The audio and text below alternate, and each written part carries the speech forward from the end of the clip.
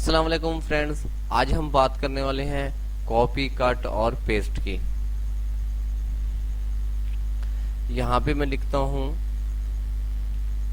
Zahid, sorry font जरा बड़ा कर लेते हैं ताकि इजी आपको समझ आ सके।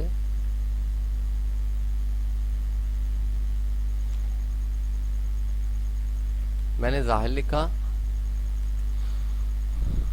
अब मैंने इसको कॉपी कैसे करना है, मैंने इसको सिलेक्ट करना है,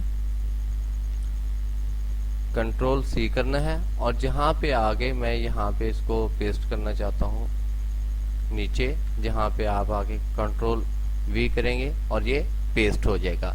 इसके अलावा मैं आपको बताऊंगा कट कैसे करना है। अगर मैं इसको सिलेक्ट करता हूँ, कंट्रोल एक्स करता हूँ, ये देखें यहाँ से गायब हो गया और मैं जब जहाँ चाहूँ इसको कंट्रोल वी से पेस्ट कर सकता हूँ।